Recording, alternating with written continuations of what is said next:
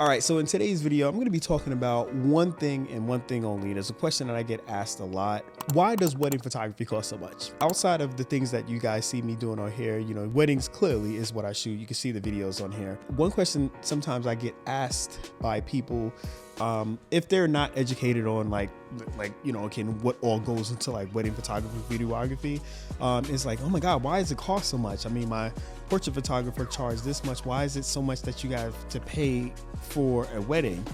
And I never get offended by this question at all. I actually like answering this question with people. So I'll start from scratch. I'll go kind of up, you know, from the top, and I'll kind of come all down the bottom when we in the wedding and what happens after the wedding and such. So a lot of times, a lot of people just don't understand like the magnitude of what is happening. The wedding, as you know, if you got married, if you had a big wedding, you already know there's a ton of things that go into it. Like venue, you're paying for cakes, you're paying for caterers, you're paying for tables, you're paying for everything. When I mean everything, you know, you're paying for everything. And sometimes what happens, people just kind of like skip on the photography and videography part and wait for that to the end, after the dress, after the venue and such. But that's really one thing that you actually need to move a little bit higher up, because the wedding photography and videography, that's what's going to allow you to remember things as they were the day of. Like, you're trusting these people, you're trusting the company, you're trusting that individual or those individuals to capture everything, all the blood, sweat, and tears that you're putting into this wedding. So think about it. Imagine like you saw the album when you were growing up on the coffee table of like your parents that got married, or your grandmother that got married, whoever it was. Wedding albums that's sitting on the table, and all the memories that your parents or your family took to flip through those pages to show you all the things, and show you on Percy from, you know, on this side, and show you Melvin from way on that side. Like all these memories that are being captured, that's in this little book that's sitting on a coffee table. Just think about how when you were growing up, how much value that had. Fast forward to nowadays, where I know everything is instant. Clearly we have social media and we get to see everything that's happening. You put your phone up, you can tag this, tag that, see what everybody's doing. But when it comes to your wedding, it's like that's like the thing that you want to remember for the rest of your life, because again, you're making your commitment to your significant other. Don't get me wrong. At that point, you want to make sure that you can remember exactly how you felt that day, the emotions that we're going through, the things that you put on, the little trinkets that you had, the things inside of your dress, the dress that you had on, the hors d'oeuvres that you were eating, the things inside the room. You want to remember all of this. Think about that person that you trust with those memories. Imagine if you were just like to skimp on them and just say, I'm gonna go for the cheapest person, because I just need these photos captured and they better know what they're doing. Like, think about that. Would you trust a newborn baby in the cheapest car seat, or the car seat that you may have found on the side of the road? You think it works, maybe it works, or would you trust it like going through and reading reviews and getting a quality car seat for the person or the baby that you just entered into this world? You want to make sure it's safe and protected, right? So that's one thing you want to consider when you're figuring out why it costs so much and why the premium is so high. Additionally, with wedding photography and videography, there's many things that goes into it, like as far as like the equipment. The last thing you want as a wedding photographer to show up with like one camera, don't have backups or anything, or they don't even have a game plan if something wants to go down. You don't want that. You want to make sure that they have a couple of cameras, they have a backup or contingency plans just in case if one goes down in the middle of the ceremony. Like, what's their contingency plan? What are they going to do? Do they have two cameras on them? Do they have another camera body inside the case that they're carrying around? Really consider these things. Like, think about the what ifs. You want to remove all of that from your brain. You want that photography company or videography company, or a combination of company, to have those things already thought out, well thought out for you, so you don't have to worry about that. You just got to stand up there and get married. So with the equipment now, you don't want them to have like things that are kind of janky.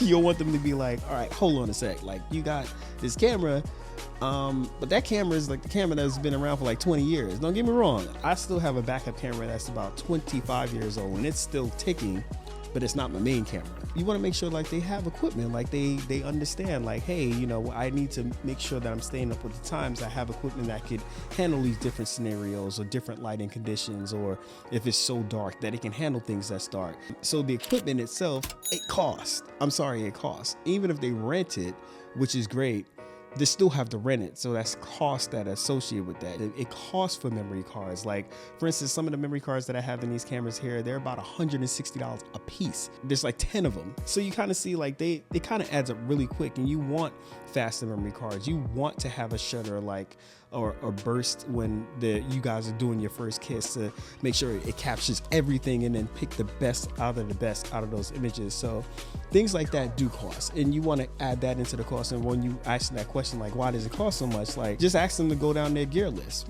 For instance, I'll use me as an example. I know I'm talking about this, but just for myself, inside my camera kit, there may be 4 different cameras with 3 additional cameras at the house. But the lens itself, maybe a $3,000 lens on this camera. So like what I'm holding in my hand could be $8,000.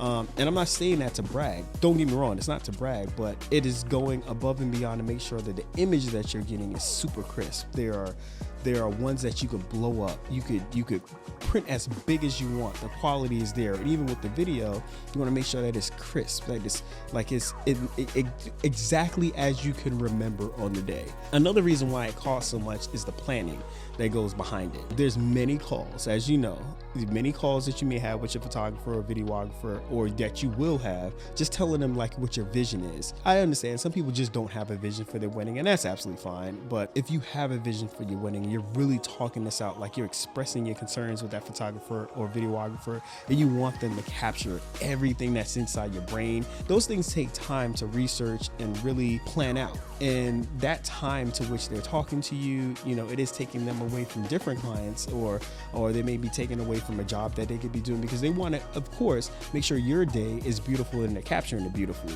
That's the whole goal. Like, that's the love of going into wedding photography and videography. They're an integral part of a couple's day to make sure that they are securing like everything that they want to talk about or everything that they want to see. They're the glue. They're holding all this together to make sure that they can show this to you later, and the joy comes from that. Another reason why the prices are high is the experience. A lot of wedding photographers, I'm being honest, like, been doing it for a while. Even if they're doing it for a couple of years, over those couple of years, they've been through so many scenarios, because you're paying for that experience. You're paying for the what ifs, knowing that they've probably already handled, or they already hit that scenario of that what if that may happen on your wedding day. That's what you're going for. It's an experience of knowing what to do when the what if happens. You don't want them to kind of like freeze. And fortunately, experience over time does cost. It's like you're getting a master mechanic versus a new mechanic. The master mechanic has touched so many scenarios with so many different cars that when he repairs that vehicle, he knows at a high degree that, hey, this repair that I'm doing, that car's not coming back. You know, whereas a novice may say, hey, I think this is what the case may be, and you go drive off and it ain't hit that case, and now that's wasting your time, and ultimately it could be wasting your money too. And also, you want to go in their portfolio. I'm just going into a little bit of the weeds here. Go in their portfolio and make sure that there's different things that they have done, where there's night, where there's day. It may be a rating wedding inside there. It may be couples of different shades. You want to look for all these different scenarios, because again, that's just showing that they have experience in all those different scenarios, because yours may be very unique, but you could find one that's a little bit closer and say, based off this, I have a good idea that they'll know what to do on my day.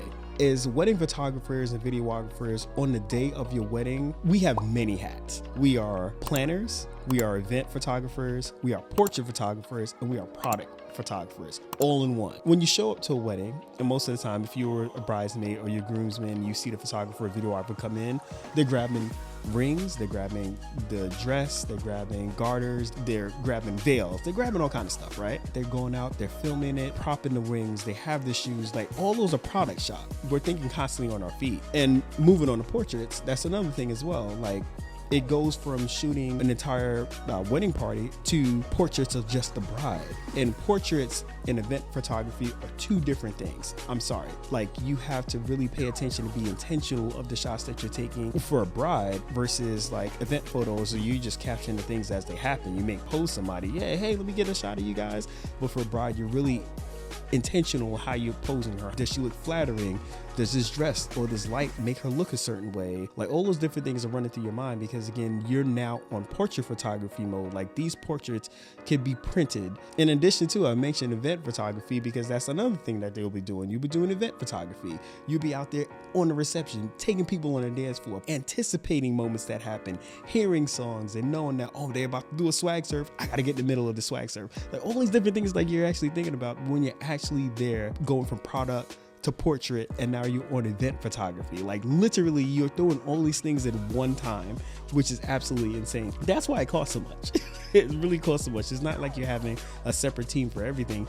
You're having one team, like one person, one the company coming out and doing all of this and being well versed in all to knock out all for you. And now we're gonna move to after the wedding. Why does it cost so much after the wedding? How many photos are being taken? Really think about that.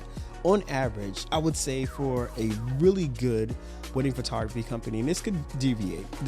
Some people pride themselves on how much they shoot. I don't pride myself, or most of the photographers that I roll around with pride ourselves on the quality to which we shoot.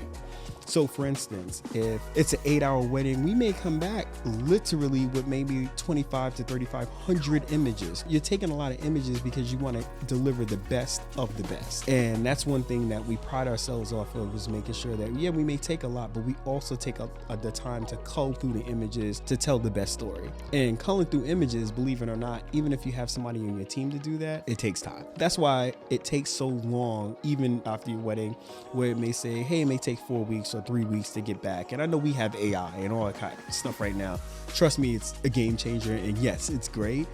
But you still want like somebody that has experience and a good set of eyes to look at all your images and deliver you the best, because this is why you hired them. So this is why, again, it costs so much. This question, again, it doesn't bug me, but I do see in the forums and I do see online where some photographers are getting very upset with people asking them that question. And ultimately, outside of that, I would say maybe getting upset if you don't have a lot of your portfolio out there to justify your prices. It may not be enough reviews out there to justify your prices. And I get it. Everybody can charge what they want based off what they feel that their value is. With the customer coming in to look and to pay the amount that you're looking to charge, you should have something to back it up, just not based off your word. You would just want to say, well, my prices are my prices. You can't say that. You can, but it's better to hear from a community of people that hired you before and wrote reviews on you, or you could go online, you could see. That speaks volumes when you say my charge is this, because they could see it. They have evidence of saying that they're worth that. Hopefully this helps out to our bride and grooms out there. If you're looking for a photographer or looking for a videographer, or helps out to my fellow photographers and videographers if you're just wondering why you're getting asked that question all the time. So hopefully I touched on both sides and could probably just ease this argument to like really just completely let this argument go away. Like, why does it cost so much and people just getting upset about it? Because you shouldn't get upset, and it's a valid question. So again, my name is Jay. I am an entrepreneur here in the Atlanta area and owner of J.August Media, where we do everything. We shoot a whole bunch of stuff, but hopefully this helps you out. Make sure you share this with somebody that you know that's getting married, or a videographer out there or photographer out there. Just need a little boost to figure out why they're getting asked that question, because there could be a reason behind it. So hopefully this helps out, and check you guys on the next one. Peace.